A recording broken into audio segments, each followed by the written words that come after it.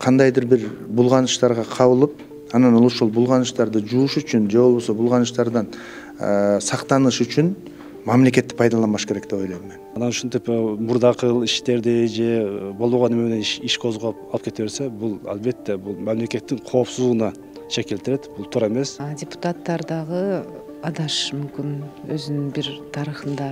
Түшүнүксүз маалыматтарды угуп атамын да мен. Иш козголот деп анан кайра кыскартылды болду, эмне болду, кайра келип калбадыбы ал жигитчи депутатыбыз. Төрагабыз маалымат берип кетпедиби? Ошол жерде айтылган беренелер, кылмыш кодексинин беренелери таптакыр башка жөнүндө айтып атат да. Борбордук шайлоо комиссиясында кемчилик деп ойлойм мен. Эмиль Жамгырчиев өзүнүн ишин, депутаттык ишин жакшы жүргүзүп атат, ишин алып барып атат, шайлоочулар менен тыгыз иштеп атат. Жакшы мыйзамдоолор менен иштеп чыкканын мен жакшы билем. Так маалымат жок да. Негизи бизде мына баш мыйзам бар, конституция бар. Мыйзам алдында бардыгы бирдей. Ким мыйзамсыз иштерди кылса, ал ошо мыйзам алдында жооп бериш керек. А эгерде башка нук менен карай турган болсок, саясий нук менен карай турган болсок, же жасалма иштер менен карай турган болсок, ал ошол жана комиссиянын негизинде ал чыгат. Ошондо биз өзүбүздүн оюбузду айтабыз. Коллегаларым, 2 депутатыбыз мандатын ажырады, 1 депутатыбыз азыр абакта кылмыш иши менен. Ошондуктан бул депутаттык корпус үчүн жакшы эмес. Жакшы жөнөлгө эмес.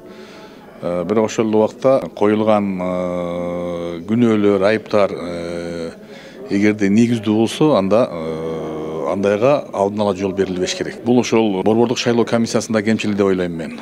Ошол документтерди кабыл алганда терең каралган эмес. Андан кийин ушундай экен деген маалыматтар чыккандыгы өкүндүрбөй койбойт. Мен бир тегерек столдо катышып азыр келдим. Инстаграмдан окуп калдым. Комиссия түзүлүптүр. Эмиль Жамгырчиев менен бир комитеттебиз. Негизи юрист катары, адам катары абдан сыйлаймын. Эмнеге кандай болгон баягы мен көрө элекмин, материалдарды уга элекпиз. Абдан өкүнүчтүү. Ошон үчүн пока бир нерсе айта албайм, бирок аябай жүрөгүм ооруп атат. Эми баягы ар бир эле жогорку кеңештердин тарыхында ушундай болгон. Депутаттар деле адамдар. Депутаттар дагы адашышы мүмкүн өзүнүн бир тарыхында, өзүнүн басып өткөн жолунда. Анан депутат болгондон кийин ошол бардык эле адамдар адашып туура эмес иш кылган болсо жооп бериш керек. Ошондой эле жооп бериш керек депутаттар. Менин оюм ушундай. Эмиль Жамгырчиев боюнча мен ошол комиссияга мүчө болуп кирдим. Депутаттар ошол комиссиянын мүчөлөрү биринчи ирет объективдүү болуш керек. Менимче бул жерде кеп мен ойлогом баягы өзүнүн жогорку сотто болуп аткан иштер боюнча го деп, бирок эртең менен төрагабыз маалымат берип кетпедиби? Ошол жерде айтылган беренелер, кылмыш кодексинин беренелери таптакыр башка жөнүндө айтып атат да. Ал өзүнүн мурунку ишине байланыштуу эмес беренелер айтылды. Ошону улам биз толук укук коргоо органдардын документтерин көрүп, маалыматын угуп, анан кийин жалпы жыйынтыгын айтышыбыз керек. Тастыкталып калса, эгерде бул кыргыз элинин жалпы өзүнүн сөзүнө тиешелүү, өзүнүн ишмердүүлүгүнө, депутаттык ишмердүүлүгүнө тиешеси бар иш болсо, анда ошондойун айтабыз. Эгерде жалпы кыргыз элинин кызыкчылыгына шек келтирген болсо, жалпы кыргыз биздин шайлоочуларыбыздын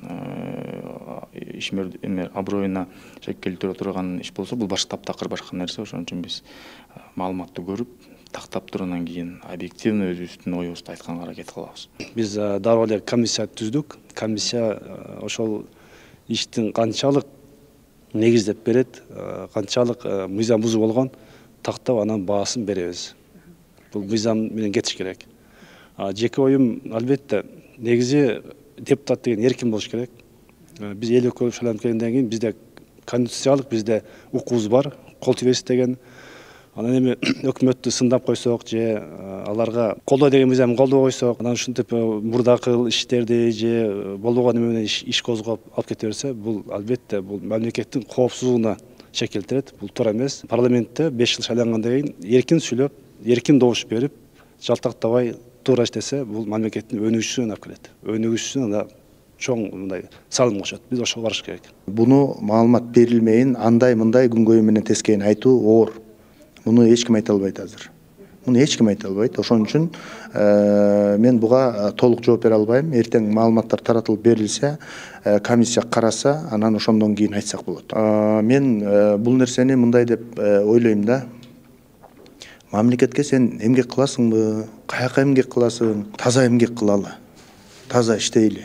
Кандайдыр бир булганыштарга кабылып, анан ошол булганыштарды жууш үчүн же болбосо булганыштардан сактаныш үчүн мамлекетти пайдаланбаш керек деп ойлойм. Эгерде атайын кандайдыр бир деңгээлде мындай негизсиз же калыссыз нерселер болсо, аны биз айтып атабыз.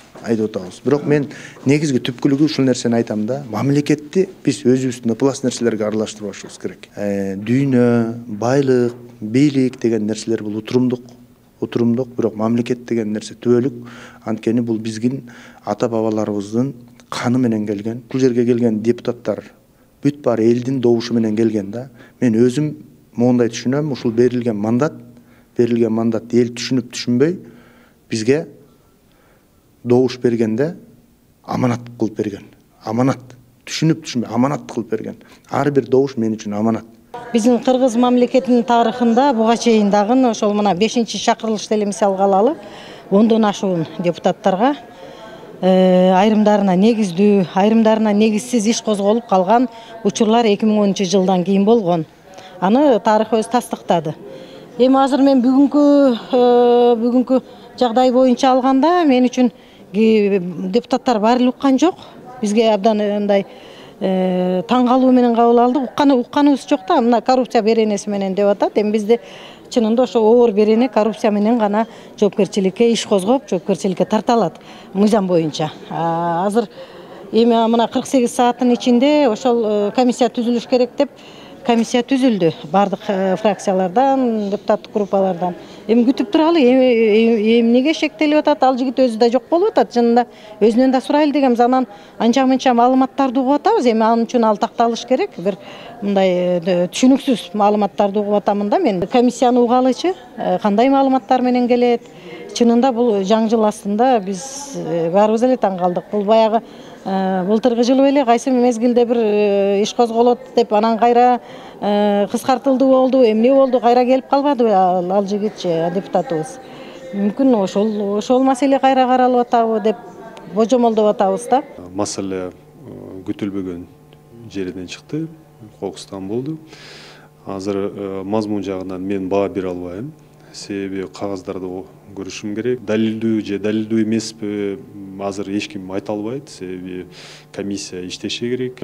Кесиптештерибиз менен чогуу отуруп, анан кийин мындай ортодо турган, мындай золотой серединаны да консенсус негизинде чечимди кабыл алабыз. Бир фракцияда биз мүчөбүз. Эмиль Жаргымчиев менен күн сайын иштейбиз. Депутат катары колунан келишинче катуу иштеп атат. Көпчүлүгүнүн маселеси боюнча мен мындай макул болбой өзүмдүн позициямды айттым. Объективдүү жагынан кээ бир мисалы депутаттарыбыздын мандатынан ажыратылып, мен макул эмес болгонмун. Мен айттым, бул туура эмес чечим. Себеби депутаттарга тийишилүү конституциянын баш мыйзамдын жана тийишилүү депутаттардын макамы жөнүндө конституциялык мыйзам иштейт. Ошол жакта так жазып турат. Эгер депутат болсоң, анда тийишилүү ченемдер ишке ашырышыбыз керек. Ошого карабай, алар башка ченемдерди колдонуп атат. Бул туура эмес чечим.